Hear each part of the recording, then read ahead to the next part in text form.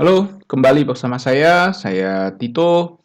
Untuk praktikum kali ini, eh, bab mata dan telinga, kita akan mempelajari tiga kasus, ya, yaitu blefaritis. Blefaritis, ya, blefaritis ini adalah peradangan pada kelopak mata.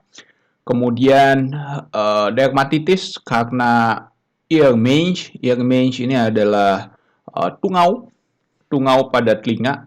Jadi kasus skabies, ya, kasus investasi skabies pada kulit di telinga. Dan yang berikutnya adalah oftalmitis atau peradangan pada mata di ayam. Ya, ini adalah ilustrasi kasusnya. Ini blefaritis.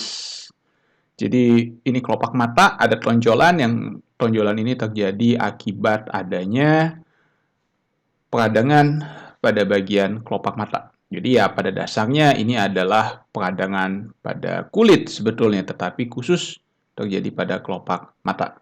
Mungkin kalau bahasa Indonesia kita sebut ini dengan bintitan, ya, peradangan kelopak mata kita sebut bintitan, ya, seperti ini.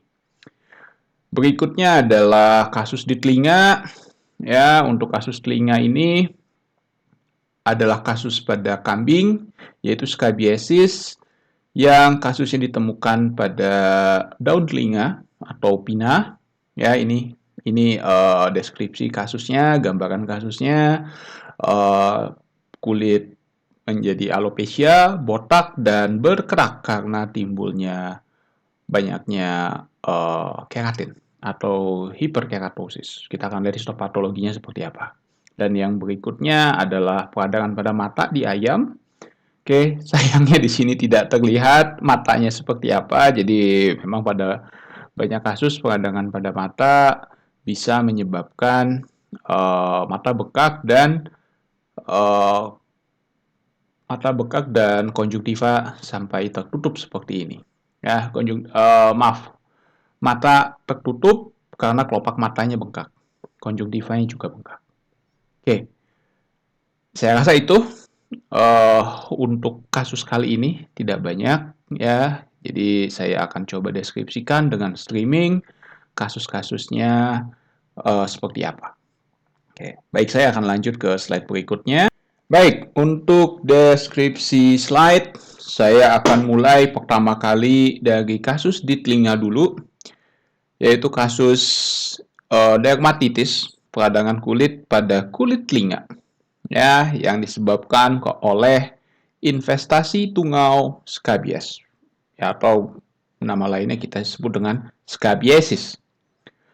Apa yang pertama harus Anda cari, apa yang pertama harus kita lihat, ya, di sebelah sini, ya, workshop saya menunjukkan ini adalah skema dari kasus yang akan kita lihat. Oke, yang akan kita lihat di streaming slide ini.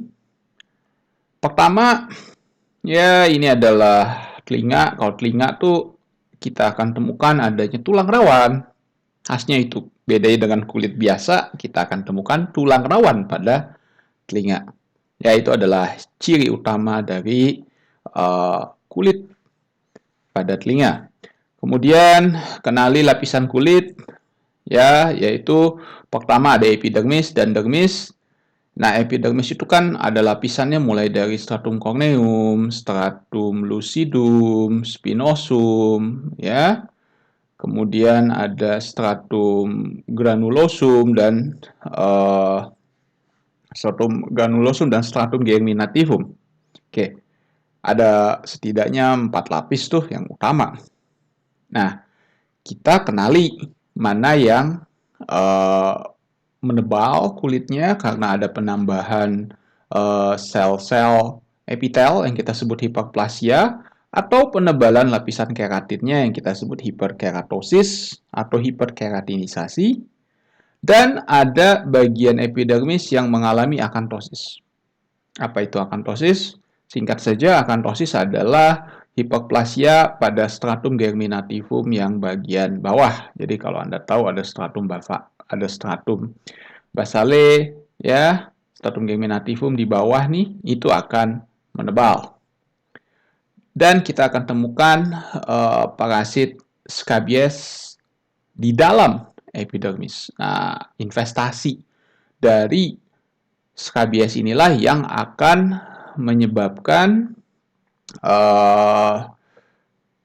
berbagai kelainan pada epidermis maupun juga pada dermisnya. Nah, karena adanya benda asing, karena adanya tungau, lapisan dermis juga mengalami peradangan. Ya, makanya kita sebut dengan dermatitis. Dan kita akan lihat banyak sel radang di bagian dermisnya. Ya, sel radangnya ada tersebar bebas di dermis, atau sel radangnya juga pada beberapa kasus ini juga ada beberapa yang kita temukan ada di sekitar pembuluh darah. Ya, itu salah satu indikasi dari peradangan pada daerah sekitar pembuluh darah yang kita sebut dengan perivaskulitis, atau singkatnya kita sebut saja dengan vaskulitis. Sel radangnya apa saja? Kembali seperti minggu-minggu yang lalu, sel radangnya sel radang umum, limfosit, makrofag kita bisa temukan. Tetapi karena ini kasus kasus investasi ektoparasit, harus diingat lagi kalau ada investasi ektoparasit, ada infeksi cacing, sel radang lain yang juga kita temukan adalah adanya infiltrasi sel-sel radang eosinofil. Mungkin masih ingat waktu praktikum hati mungkin di fasciola kita bisa temukan juga eosinofil di kasus tersebut. Jadi ingat pada kasus-kasus yang melibatkan ektoparasit atau endoparasit seperti cacing, ya kita akan temukan infiltrasi sel-sel eosinofil. Ya, nanti kita akan lihat seperti apa lewat live streaming yang akan saya tunjukkan. Berikutnya, seperti apa sih slide-nya ya? Kalau ini kan skema saja. Oke, saya akan pindah dulu. Nah, ini dia slide-nya. Slide scabies. Jadi ini lapisan kulitnya dan Anda bisa lihat di bagian tengahnya ada seperti garis. Ini kulit, lapisan tengah ada seperti garis. Nah, garis ini yang menandakan sebetulnya adalah tulang rawan. Oke, dan ada bercak-bercak merah nih di bagian luar kulitnya. Sebenarnya ini adalah keratin. Tapi susah dilihat ya kalau seperti ini. Kita langsung saja ke slide-nya.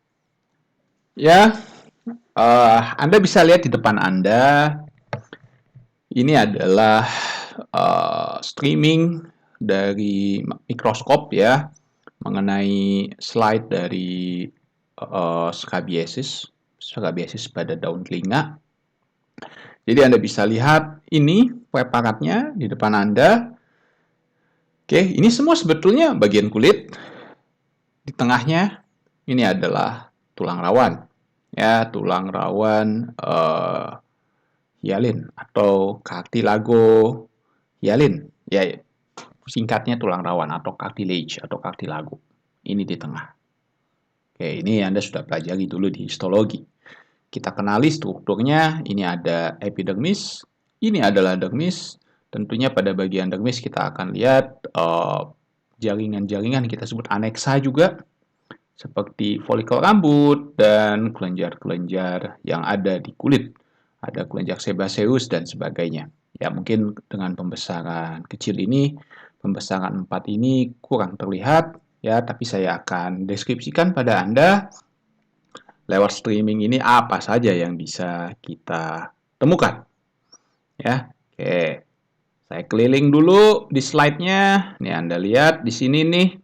Anda bisa lihat nih ada bintik-bintik ungu. Nah, ini yang mencerminkan kemungkinan adanya peradangan pada kasus ini. Ya, kemungkinan peradangan infiltrasi sel radang pada dermis. Dan ya, Anda bisa lihat nih seperti ini, dan Anda bisa lihat jika kita bandingkan dengan epitel yang pada daerah epitel yang peradangannya minimal, misalnya saya ambil contoh lah bagian ini. Bagian ini misalnya, bagian ini, Anda bisa lihat bahwa ya tidak terlalu tebal epitelnya, Tapi kalau kita lihat pada bagian yang peradangannya dominan, peradangannya banyak seperti daerah yang saya tunjukkan di depan Anda, ya Anda bisa lihat nih, begitu tebalnya lapisan epidermis, oke, dan struktur-struktur seperti ini, lonjong diseliputi oleh material berwarna pink. Nah, bagian ini nih, ini adalah parasit tungau atau skabies yang kita cari. Ini skabies. Ini tungau skabiesnya, ini juga sama. Dan tungau ini akan diselaputi oleh lapisan keratin yang tebal. Oke, jadi Anda lihat merah-merah ini sebenarnya adalah lapisan keratin yang menebal, yang menandakan hiperkeratosis atau hiperkeratinisasi. Oke, kita bisa lihat ya, dan Anda bisa lihat nih di sini nih, ini adalah kelenjar sebaceous sebetulnya, dan juga ada folikel rambut, oke, dan kelenjar-kelenjar lainnya yang ada di bawah kulit, kelenjar apokrin dan sebagainya. Nah, susah dilihat kalau dengan pembesaran kecil kali ini. Saya akan deskripsikan lebih lanjut dengan pembesaran yang lebih besar. Ya, kita coba akan konsentrasikan terutama pada bagian ini. Oke, sebentar. Saya akan besarkan bagian ini. Oke, sebentar ya. Oke, baik. Ini adalah pembesaran berikutnya, pembesaran 10 kali. Kebetulan saya atur posisi slide-nya supaya epidermisnya di atas dan dermisnya di sini. Oke, saya coba geser sedikit, mau memperlihatkan pada Anda tulang rawan. Nah, seperti inilah tulang rawannya. Ya, seperti ini tulang rawan hialin atau cartilago yang akan kita lihat, kita temukan. Jadi banyak sel-sel yang kita sebut kondrosit nih, yang besar-besar ini. Oke, ini ada intinya, ini adalah kondrosit. Anyway, saya tidak akan banyak deskripsikan di sini. Ya, ini histologi sudah Anda pelajari. Saya akan deskripsikan lebih banyak pada Anda adalah apa yang ada di kelainan yang ada, ya, terutama di epidermis dan dermis. Oke. Ya, ini adalah tungaunya, yaitu skabies. Ya, Anda tidak bisa lihat skabies seperti yang Anda lihat di ektoparasit. Kalau ektoparasit Anda lihat di bawah mikroskop stereo.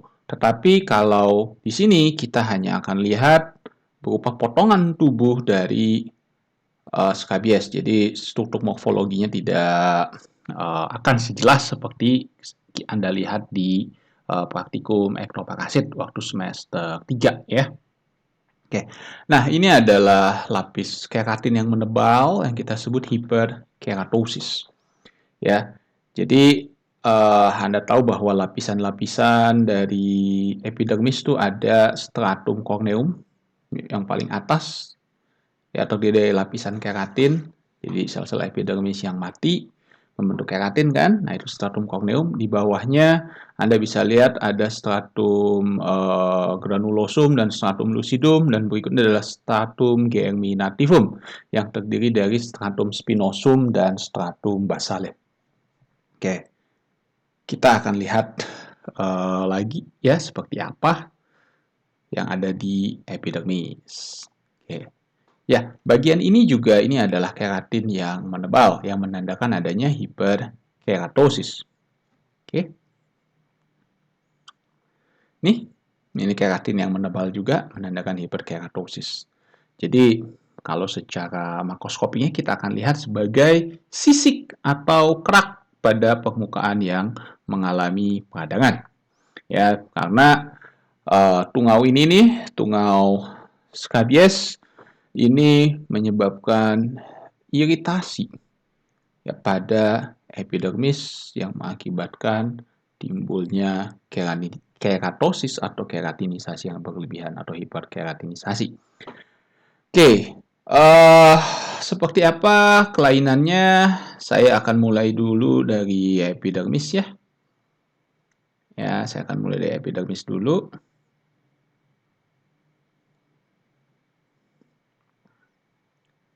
Oke, saya akan besarkan. Ini pembesaran 40 kalinya. Anda sudah lihat, kita akan lihat dulu tungaunya. Oke, ini dia struktur tungaunya. Sebenarnya terdiri dari lapisan keratin juga yang tebal. Ya, ada kutikulanya tuh, ada seperti duri-durinya di permukaannya. Ya, jadi tajam. Inilah yang menyebabkan iritasi yang mengakibatkan adanya peradangan dan seringkali menyebabkan gejala klinis berupa pruritus atau gatal. Oke. Oke, kita lihat saja beberapa lapisannya. Ya, ini lapisan stratum korneumnya dengan keratin. Oke, dan uh, berikutnya ini ada lapisan-lapisan bagian bawahnya yang ada granula.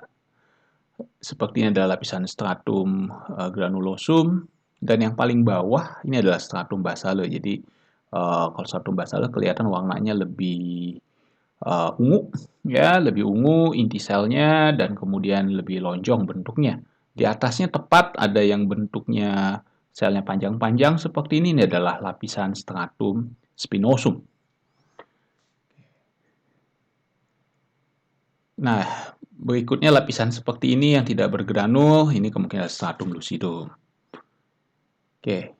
Nah, di sini Anda bisa lihat ini adalah kelenjar minyak atau kelenjar sebaceous. Dan kemudian ini bagian dermis, Anda bisa lihat ada pembuluh darah, ya. Dan kemudian, oke saya coba kecilin lagi biar gampang kelihatan. Ini sebenarnya adalah folikel rambut, kelenjar sebaceous dan folikel rambut.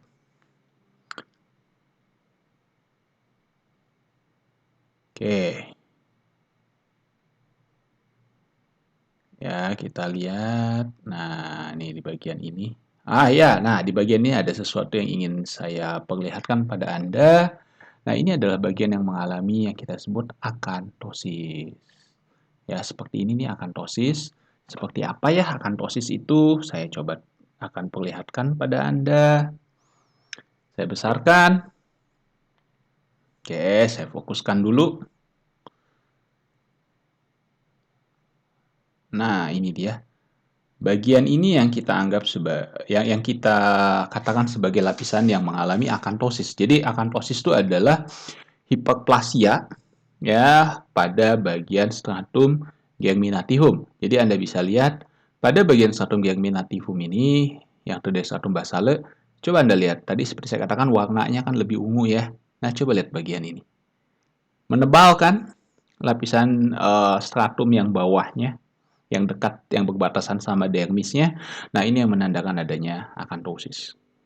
Jadi hiperplasia pada lapis stratum germinativum, terutama stratum basale, ya, yang membuat bagian bawah itu menjadi lebih tebal akibat lapisan stratum germinativumnya bertambah banyak sel-selnya. Ya, hiperplasia di stratum germinativum. Mungkin bagian ini akan lebih Anda bisa lihat lebih jelas. Oke, ini lapis stratum germinativumnya terdiri dari stratum basale dan stratum spinosumnya makin menebal. Ini menandakan hiperplasia, cuma hiperplasianya lebih banyak terlihat pada daerah stratum germinativum. Dua lapis yang bawah. Ya, ini yang kita sebut dengan akantosis. Oke. Ya, mudah-mudahan Anda bisa melihat dengan mudah akantosis itu seperti apa. Dan tentunya Anda bisa lihat secara umum lapisan epidermisnya menebal yang mencirikan adanya hiperplasia. Oke, nanti saya akan berikan pada Anda contoh virtual slide-nya pada kasus skabies. Oke, mudah saja kasus ini selain kita temukan hiperplasia, akantosis, Anda juga bisa temukan banyak sel radang terutama di dermis ini yang mencirikan adanya dermatitisnya. ya. Oke, yang ungu-ungu ini adalah sel-sel radang di dermis. Saya besarkan, kita lihat sel radangnya apa saja. Mudah-mudahan saya tidak terlalu lama nih. Oke. Dah, Anda dengan mudah bisa lihat sel-sel radangnya di sini. Ya. Ini adalah pembuluh darah ya. Ini pembuluh darah. Anda bisa lihat di ini pembuluh darah, isinya ada eritrosit. Ini kapiler. Di sekitarnya dikelilingi oleh sel-sel radang. Nah, sel-sel radang inilah yang mencirikan dermatitis karena letaknya ada di sekitar dari pembuluh darah, makanya kita sebut dengan perivaskulitis atau vaskulitis, peradangan pada pembuluh darah. Ya, ini juga sama kapiler dengan sel radang di sekitarnya. Ya, saya rasa itu mudah dikenali.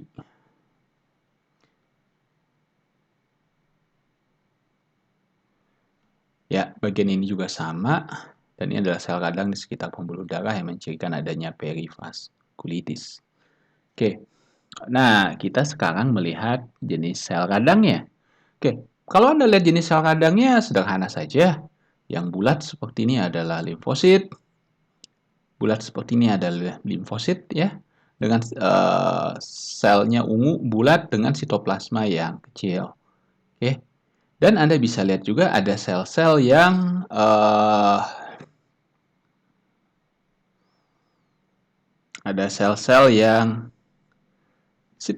sitoplasmanya merah terang seperti ini, ya.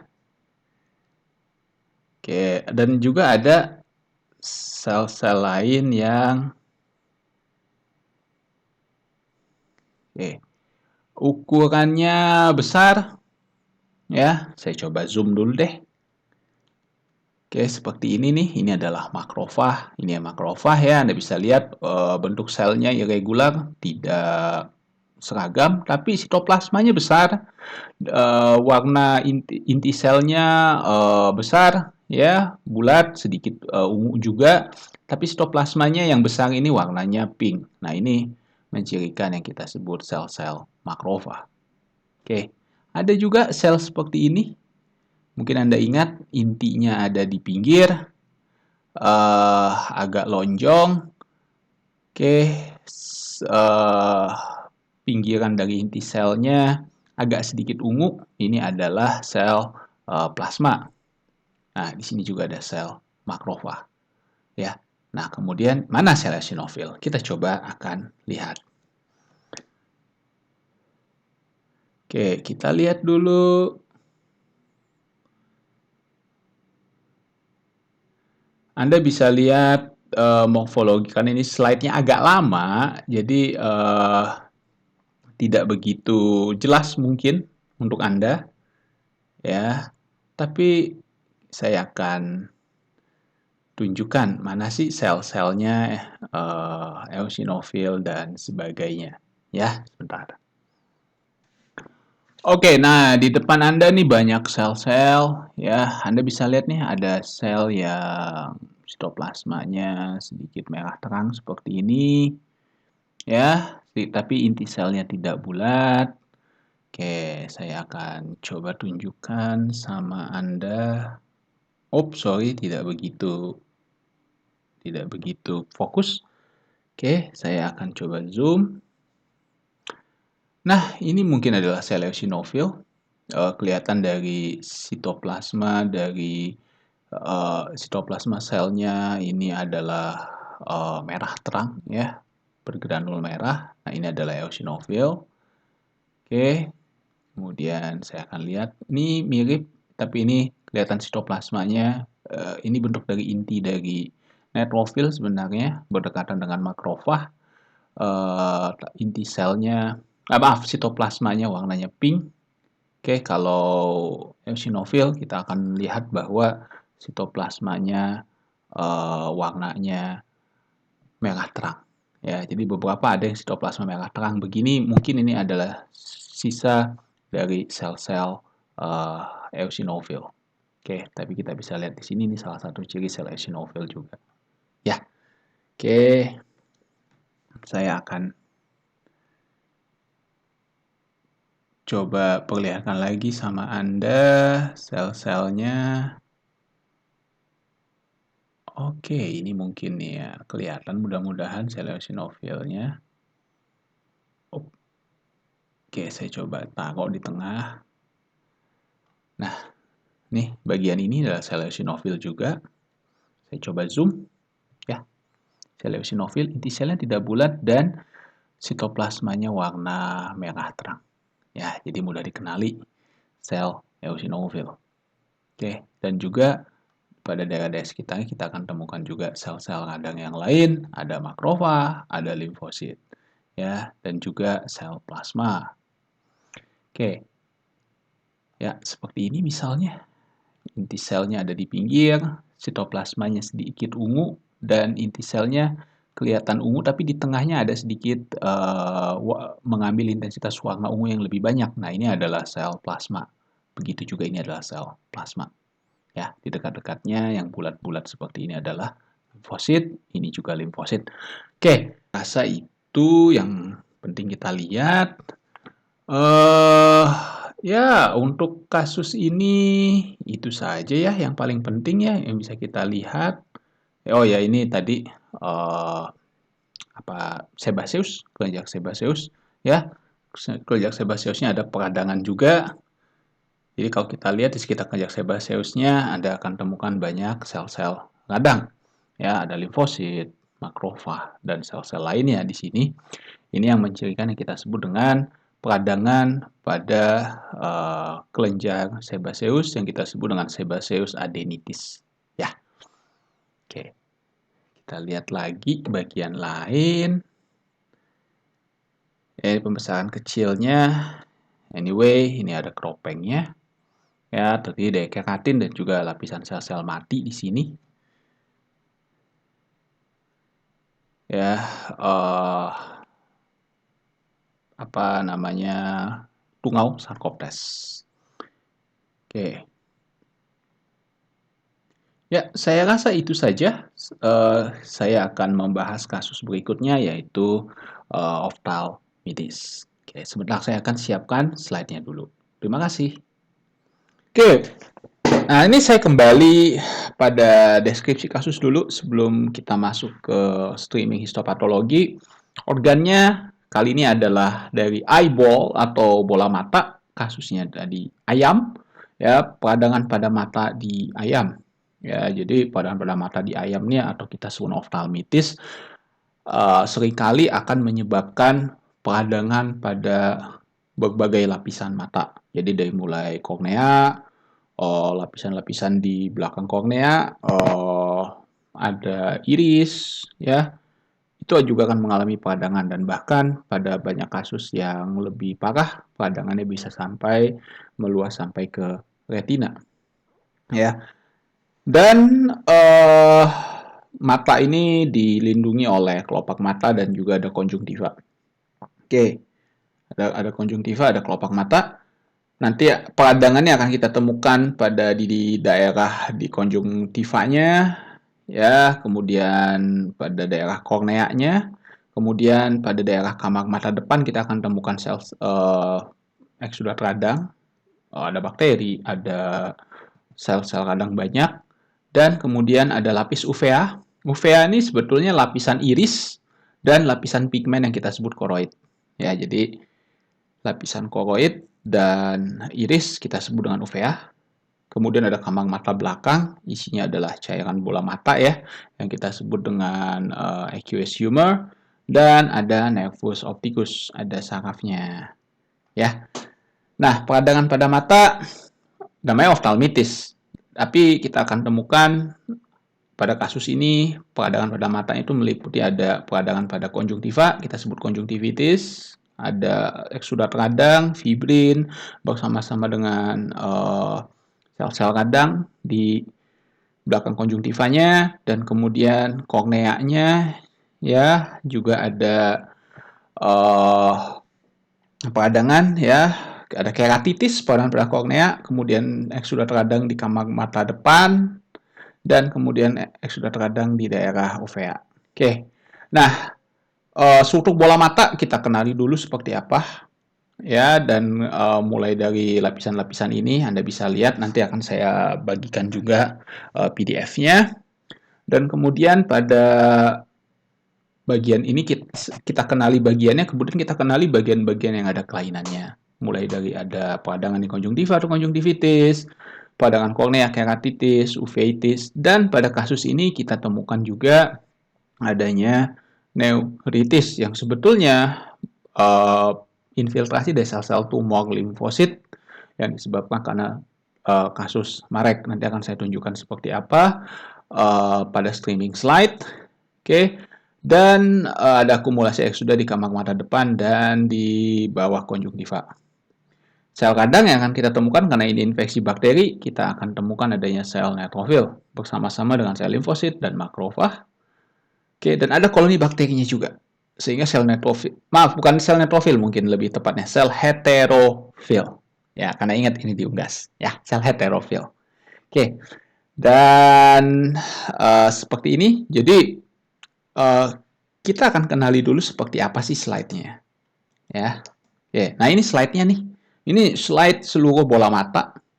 Ya, nanti pada saat streaming, saya sulit untuk memperlihatkan Anda slide keseluruhan ini karena bola mata kan besar ya, dan pembesaran juga kebetulan yang saya pakai paling kecil adalah objektif 4 kali, jadi tidak bisa meliputi seluruh bagian bola mata. Jadi kita kenali dulu, ini ada kelopak mata di sini, ya, kelopak mata, kemudian di sini ada konjungtiva.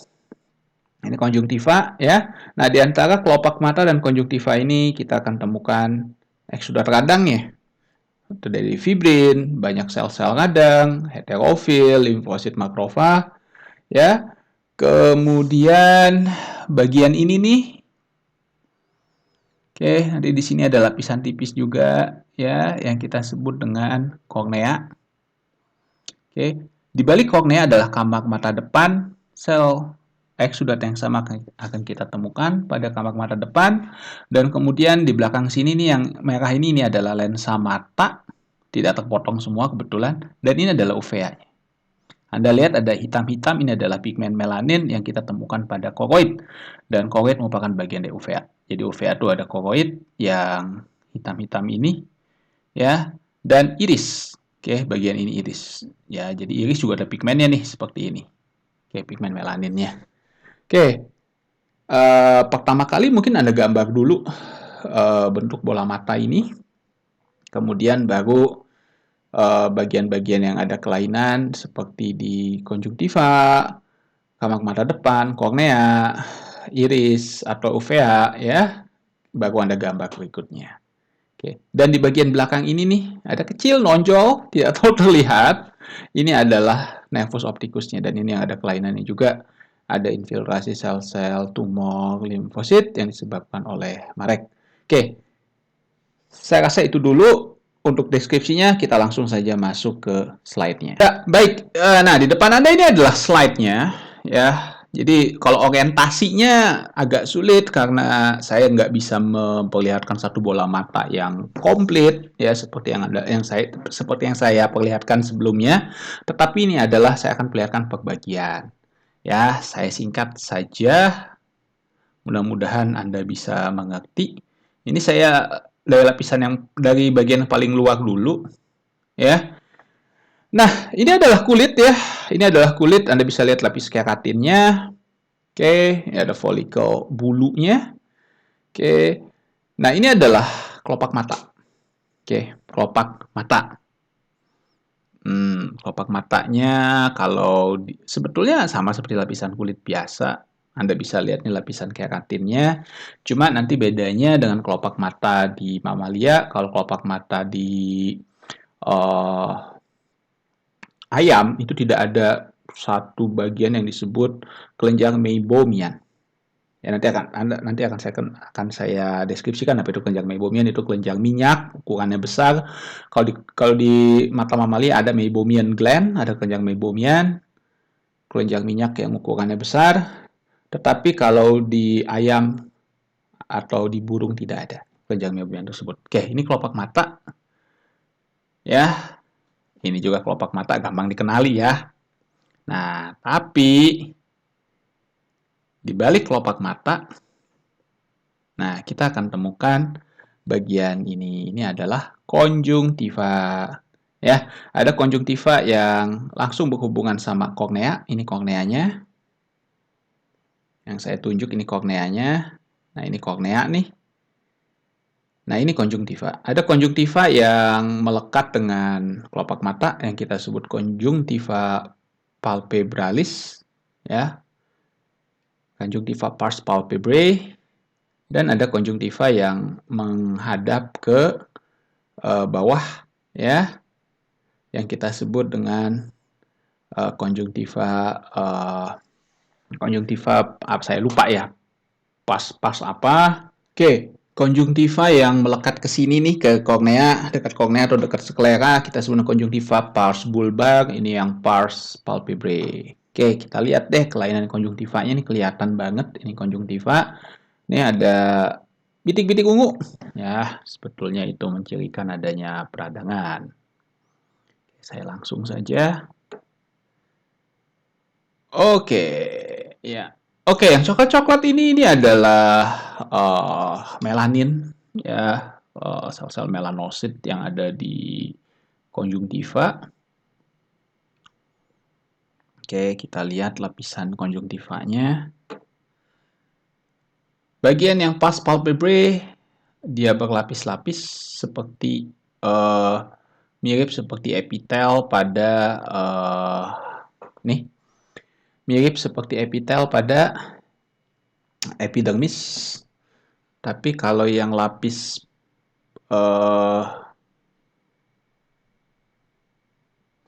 bulbar, ya, seperti ini lebih panjang-panjang, ya. Jadi epitelnya ini yang kita sebut epitel tipe kolumnar, ya, silindris. Oke. Kita lihat lagi, ada sel-sel yang, ya, sitoplasmanya merah begini. Ya, saya coba zoom sama Anda. Oke, ini adalah yang kita sebut heterofil, ya. Heterofil nih. Nih lihat inti selnya seperti bergelambir, ya, tidak bulat, sitoplasmanya warnanya merah. Disebut heterofil karena memang sulit kalau pada avian, pada ayam dan burung kita bedakan antara eosinofil dan neutrofil. Makanya kita sebut saja selnya heterofil, ya. Oke, jadi antara neutrofil dan eosinofil kalau pada ayam tuh kita sulit bedakan morfologinya. Makanya disebut sel yang disebut heterofil. Ini heterofilnya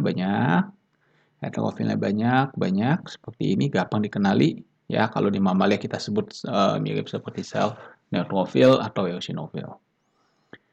Oke, dan Anda bisa lihat juga, oh ya, karena sel heterofilnya banyak seperti ini mencirikan seringkali adanya tanda-tanda peradangan karena infeksi bakteri. Oke, saya coba tarik ke sini. Ini heterofil juga. Ya, dan Anda bisa lihat juga sel-sel limfosit dan makrofag ada di bagian ini. Ini limfositnya, ya. Oke. Dan sel-sel jaringan ikat pun ada. Ya, sel-sel limfosit banyak. Ada beberapa, misalnya seperti ini, sel makrofag. Ya, sitoplasmanya besar. Ya, oke, saya rasa itu. Nah, ini mencerminkan adanya konjungtivitis atau peradangan pada konjungtiva. Oke, saya akan pembesaran kecil lagi. Ya, oh ya, di sini kita bisa lihat juga.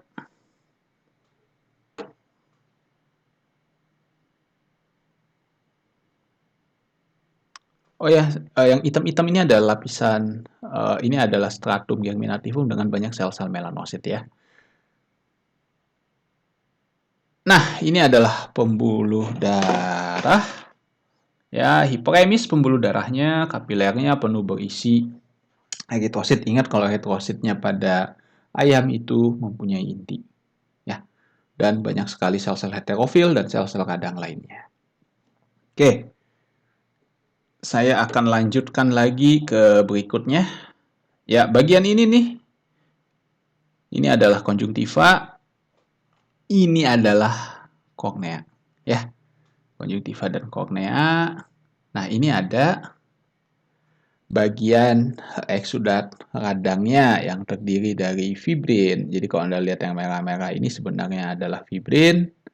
Yang ungu ini adalah koloni bakteri. Oke. Saya besarkan. Ups. Ya. Nah, ini yang ungu seperti ini adalah koloni bakteri.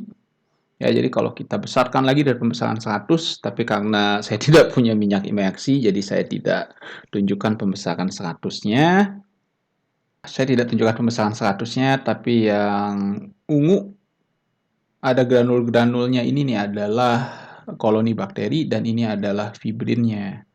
Ya, lapisan fibrin ini biasanya akan membuat daerah yang dengan eksudat karena ada fibrinnya akan menjadi padat. Ya. Nah, di sekitar koloni bakteri selain Anda temukan fibrin, Anda akan temukan juga sel-sel radang. Ya, coba kita lihat sel radangnya apa sih. Oke, sorry. Ya, Anda bisa kenali limfosit ada di sini. Ya, dan kemudian ingat sel-selnya tadi, selain limfosit ada yang sitoplasmanya merah-merah terang, inti sel yang tidak bulat, ini adalah heterofil. Jadi kita akan temukan nih heterofil banyak, ya. Jadi kalau ada infeksi bakteri, Anda akan temukan heterofil. Kalau di mamalia kita sebut neutrofil, itu akan sangat banyak sekali pada bagian ini. Jadi Anda bisa lihat nih, heterofilnya banyak.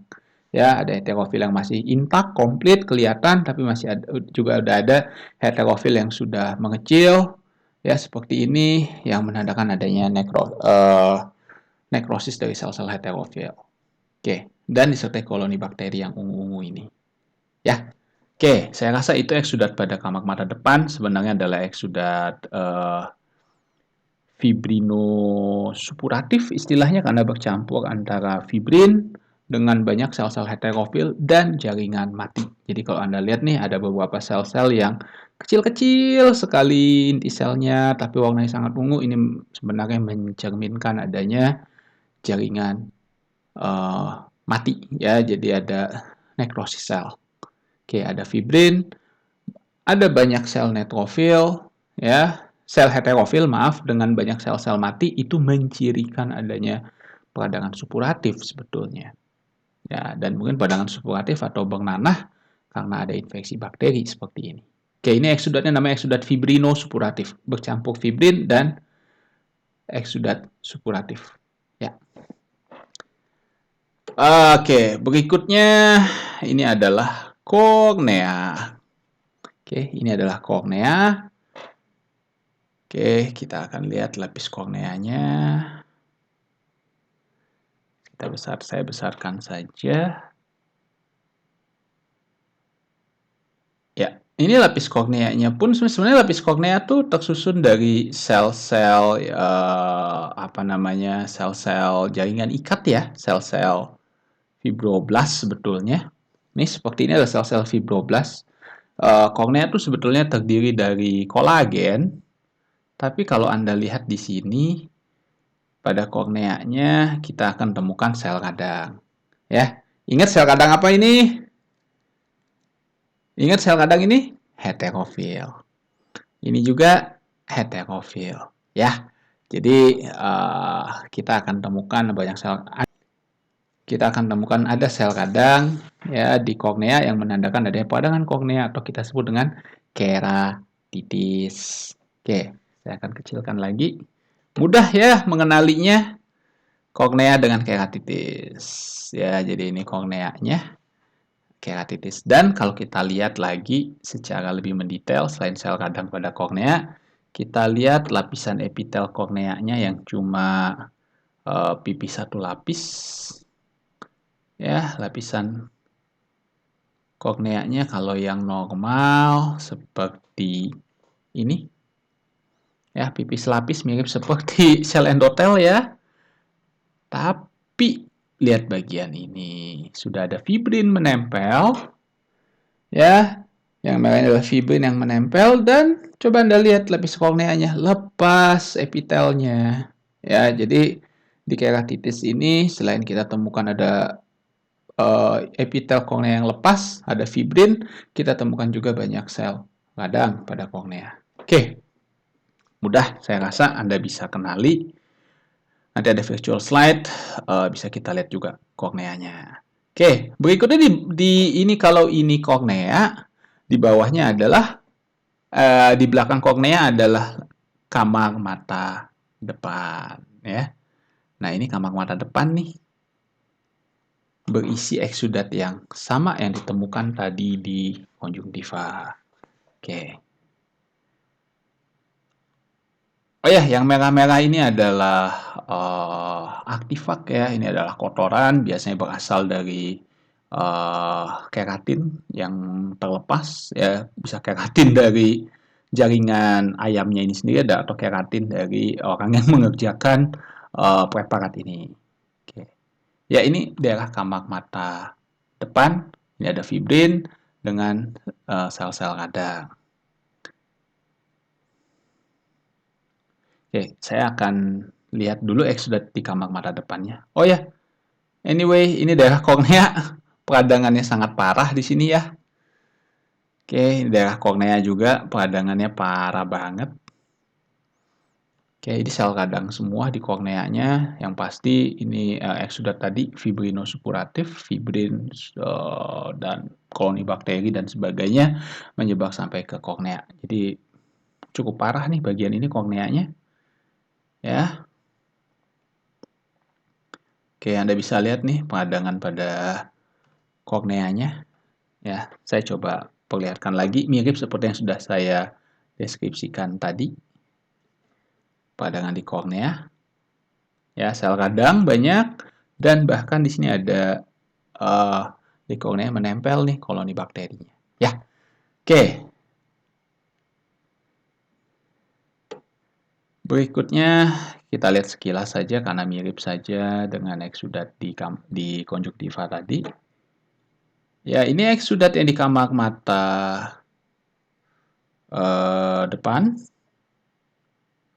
Ya, Anda bisa lihat dengan mudah sel-sel radang begitu banyak. Ya, dari mulai sel heterofil kita temukan di sini, makrofag, limfosit itu ada semua di sini ya. Dan jaringan nekrotik juga. Oke. Ya, coba Anda lihat makrofag ya, Anda akan temukan sel-sel seperti ini heterofil. Oke, ini heterofil ya, dan jaringan mati ini yang kecil-kecil, pignosis, jaringan yang mati yang karyoreksis banyak ditemukan. Ya, dan kita temukan juga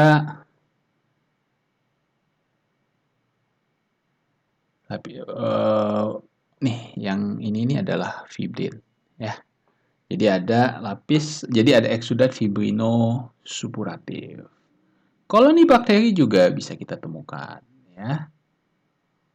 Oke.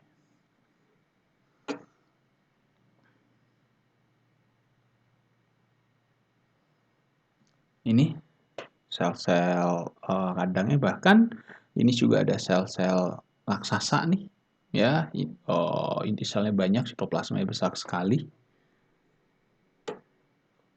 ya. Oke, oh ya, dan kemudian eksudat yang ada di kamar mata belakang ini meluas juga sampai ke daerah uvea ya.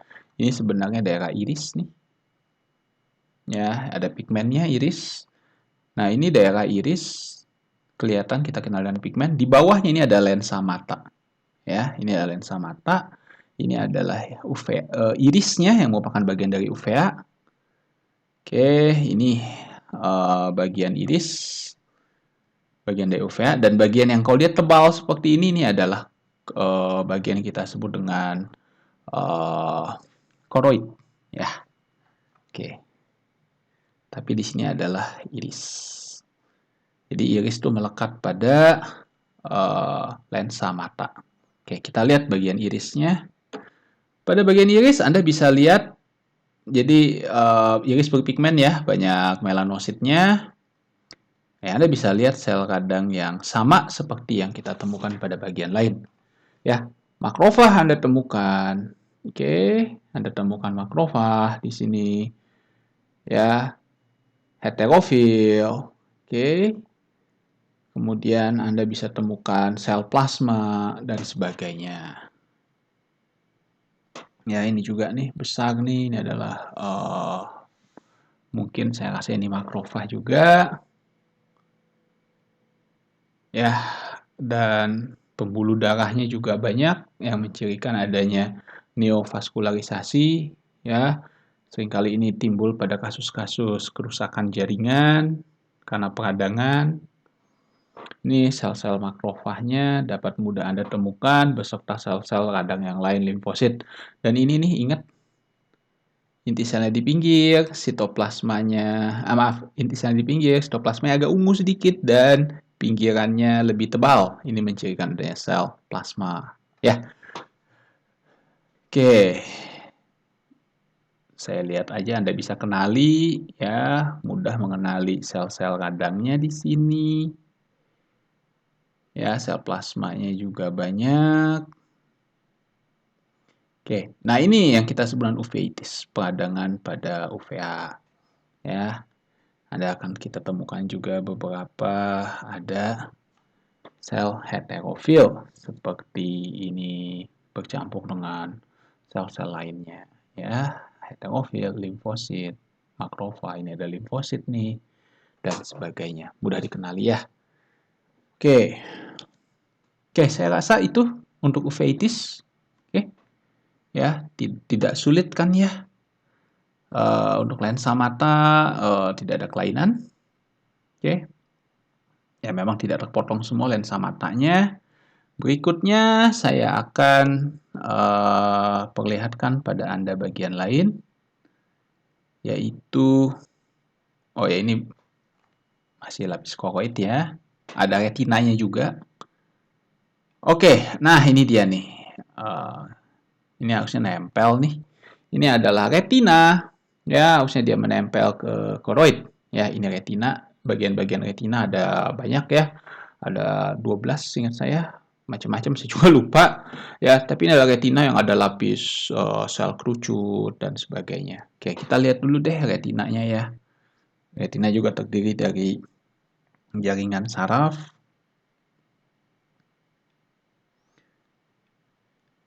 Ya, lapisan epitelnya juga banyak pada retina. Ya, ada jaringan sarafnya nih seperti ini. Ini lapisan-lapisan retinanya.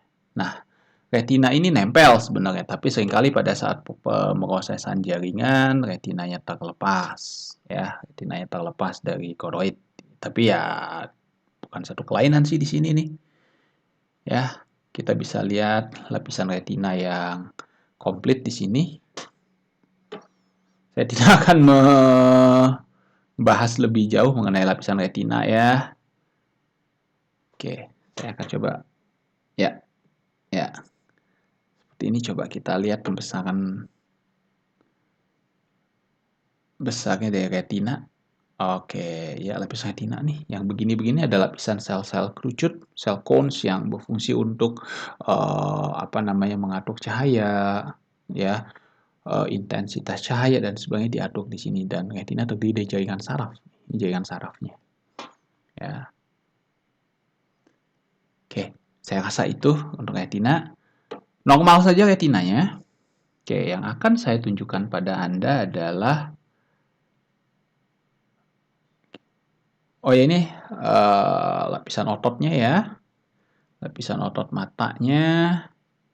Nah, yang ingin saya tunjukkan pada Anda adalah bagian ini. Ini adalah nervus opticus ya. Saraf optik.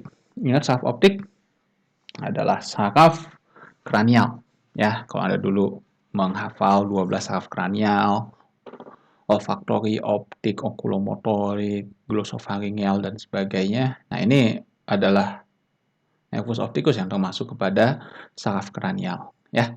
Oke. Nah, ini di nervusnya Anda bisa lihat ada yang ungu-ungu. Kita lihat ungu-ungu ini apa? Ya, ini kelainannya sebetulnya.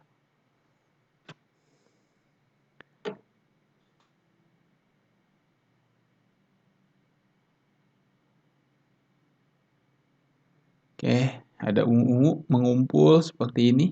Oke.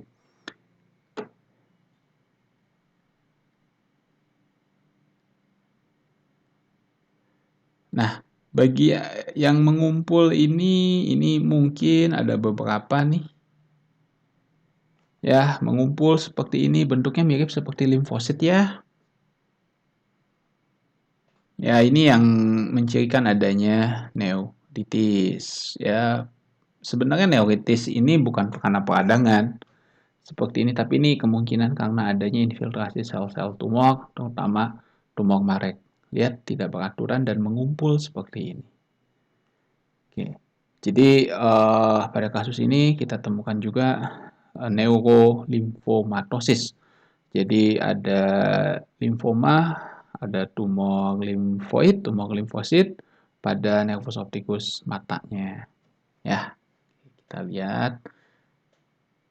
Oke, tapi beberapa bagian juga mungkin lapisan sel-sel seperti ini.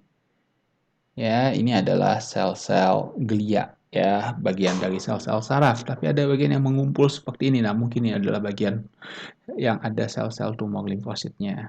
Ya, oke. Ya, oke. Saya rasa untuk nervus opticus itu, ya, saya rasa itu semua yang udah kita bahas pada kasus kali ini. Mudah untuk Anda lihat nih bagian-bagian ini nih yang ungu-ungu mengumpul sel-selnya, rame benar selnya. Ini adalah bagian yang ada uh, tumor infiltrasi, kemungkinan tumor limfosit karena infeksi marek. Ya, jadi infeksi marek tuh bisa menyerang semua saraf perifer, bahkan sampai ke nervus opticus. Oke. Oke. Ya, saya rasa itu dari saya untuk oftalmitis. Kita akan masuk ke deskripsi kasus berikutnya, yaitu kasus blefaritis. Oke, terima kasih. Baik, nah ini adalah kasus terakhir untuk hari ini, yaitu kasus peradangan pada kelopak mata yang kita sebut dengan blefaritis. Ya, peradangan kelopak mata blefaritis, ini juga bagian dari patologi mata. Ya, yang saya sebut tadi blefaritis adalah bintitan karena memang menyebabkan peradangan pada kelopak mata yang menyebabkan kelopak matanya ada tonjolannya akibat peradangan yang terjadi. Oke, perubahan yang harus kita lihat sebetulnya pada kasus blefaritis nih, karena dia bagian kulit juga blefaritis ya, Anda akan temukan dermatitis sebetulnya, tapi pada daerah kelopak mata. Nah, apa yang harus kita kenali di sini? Ada mungkin sedikit koreksi dari saya ya, agak tidak terlalu sesuai dengan deskripsi ini. Jadi kelopak mata tuh punya ciri khas kalau pada mamalia, yaitu ada kelenjar sebaceous yang besar yang kita sebut dengan kelenjar meibomian. Ya, nah jadi sebaceous hyperplastic adenitis ini sebenarnya adalah peradangan pada kelenjar meibomian. Jadi di sekitar kelenjar meibomiannya, kelenjar sebaceousnya banyak sel-sel radang. Ya, dan kemudian ini yang disebut meibomian hyperplastic adenitis ini sebetulnya adalah kelenjar apokrin atau kelenjar ekrin ya. Anda bisa kenal tuh kelenjar apokrin dan ekrin ya. Visium lagi. Oke. Ini dia oh ya, untuk meibomian gland ya, kelenjar apokrin, ekrin itu ada peradangan juga pada kelenjar tersebut yang disebut adenitis karena di sekitarnya banyak sel radang. Sel radangnya bebas di dermis dan apa namanya juga di sekitar kelenjar-kelenjar dan di sekitar folikel rambut juga. Ya, peradangan sekitar folikel rambut kita sebut dengan folikulitis.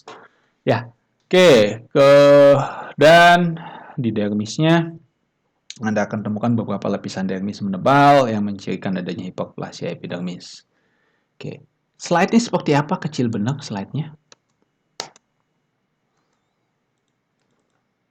Maaf. Oke, ini slide-nya kecil sekali. Ya, nanti saya akan tunjukkan streamingnya. Mungkin untuk virtual slide dari blefaritis ini tidak ada dan karena dia mirip dengan peradangan pada kulit seperti biasa, hanya bedanya ada kelenjar meibomian saja. Jadi saya tidak, virtual slide-nya mungkin tidak ada untuk kasus ini. Ya, oke. Singkat saja, saya akan langsung saja pada slide-nya. Jadi kecil banget nih slide-nya. Ya, Oke, saya lanjut dulu ke streaming slide. Oke, ini dia kelopak mata yang saya maksud. Ya. Oke, ini kelopak mata kecil aja. Jadi makanya dengan pembesaran 4 kali aja udah kelihatan semuanya. Ini sih singkat, sederhana. Epitelnya, epidermis. Ini adalah dermisnya. Ya, dan kemudian ada akan temukan bagian yang ada kelenjar minyaknya. Ya, kelenjar sebaceusnya. Ya, ini adalah sebenarnya kita sebut kelenjar meibomian. Ya, kelenjar meibomian. Dan ada kelenjar yang lain, kelenjar apokrin. Oke, ini kelenjar meibomian. Ini ada folikel rambutnya. Ini juga folikel rambut sebenarnya. Ya, oke, ini kelenjar apokrin.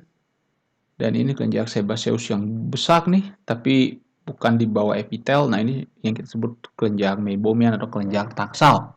Ya, menghasilkan minyak. Oke, singkat saja apa yang bisa kita lihat. Saya akan langsung ke pembesaran lebih besarnya. Oke, ya. Ya, ya, ini lapisan epitel epidermis seperti biasa. Ada keratinnya sedikit ya, normal aja, tapi ada beberapa bagian yang bagian di sini ini lebih tebal, ya, yang mencirikan adanya hiperplasia pada epidermis.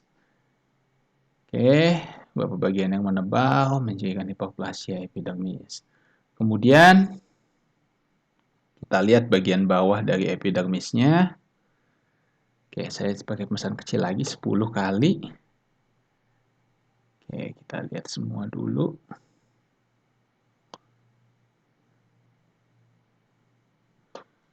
Ini folikel rambut. Ini juga folikel rambut. Ya, ini folikel rambut nih. Ada lapisan kolagennya. Ini ada sedikit nih sisa-sisa rambutnya. Ya, keratin dari sisa rambut. Nah, ini mencirikan nih adanya folikulitis, peradangan pada folikel rambut. Karena di sekitarnya kita akan temukan sel-sel radang. Ya, saya coba besarkan. Ini folikel rambutnya. Di sekitar folikel rambutnya Anda akan temukan banyak sel-sel radang. Ya, ada di sini neutrofil nih. Ya, ada limfosit. Oke, kemudian Anda bisa temukan juga ya secara ini Anda temukan juga makrofag dan sebagainya. Mudah untuk dilihat. Sel plasma juga ada walaupun tidak terlalu banyak. Ya, tapi kita bisa temukan di sini yang banyak mungkin sel-sel limfosit saya rasa ya. Ya, sel limfosit ada sel plasma sedikit. Ya, neutrofil juga ada, tidak terlalu banyak neutrofilnya.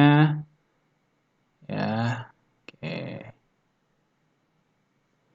Nih, sel-sel radang ya. Ya, itu ada limfosit di sini. Ya, beberapa makrofag seperti ini juga makrofag. Yang Anda bisa kenali dari sitoplasmanya yang besar. Dan ini adalah bagian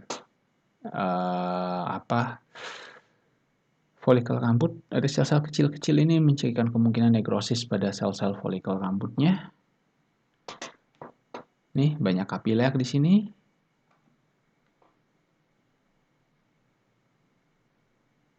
Oke. Ya, sel radangnya juga mirip-mirip, sebagai pembesaran kecil. Nah, ini adalah daerah kelenjar minyaknya, kelenjar sebaceus yang kita sebut kelenjar meibomian atau kelenjar taksal. Ya, dan ini di sekitarnya ada peradangan. Ini yang kita sebut dengan adenitis, peradangan pada kelenjar. Ya, jadi di apa kelenjar minyak ataupun kelenjar yang lain ini adalah kelenjar misalnya seperti ini adalah duktus dari kelenjar ekrin. Ya, di sekitarnya banyak sel radang. Ya, ini yang kita sebut dengan adenitis juga. Ya, peradangan pada kelenjar. Oke, jadi Anda bisa lihat nih di sekitar ini nih, kan ada yang ungu-ungu juga. Saya coba lihatkan saja langsung. Ya, sel radang yang sama. Anda bisa lihat limfosit, Ya, Anda bisa lihat limfosit, Anda bisa lihat heterofil, ya, makrofag pada bagian ini. Ya, bisa dikenali kan? Gampang ya. Oke, makrofag, neutrofil ada sedikit, ya, dan sel plasma. Ya, seperti ini misalnya. Ini mungkin sel plasma nih. Ya, dan sel-sel yang ukurannya besar seperti ini mungkin makrofag. Ya, dari sel yang bulat-bulat seperti ini adalah limfosit, oke, dan sebagainya. Ya, oke, ini adenitis, ini kelenjar sebaceous atau kelenjar taksal atau kelenjar meibomian. Ya, banyak sel radang di sekitarnya. Nah, daerah ini juga sama. Saya besarin. Ini selain sel radang, nah, ini yang Anda di depan Anda nih, ini adalah duk kelenjar apokrin. Ya, kelihatan tipe epitelnya seperti ini. Ada silianya sedikit. Kalau saya nggak terlalu kelihatan. Ya, ini kelenjar apokrin. Di sekitar kelenjar apokrin ini juga Anda akan temukan banyak sel-sel radang. Nah, ini mencirikan juga adenitis. Ya, peradangan pada kelenjar. Ini.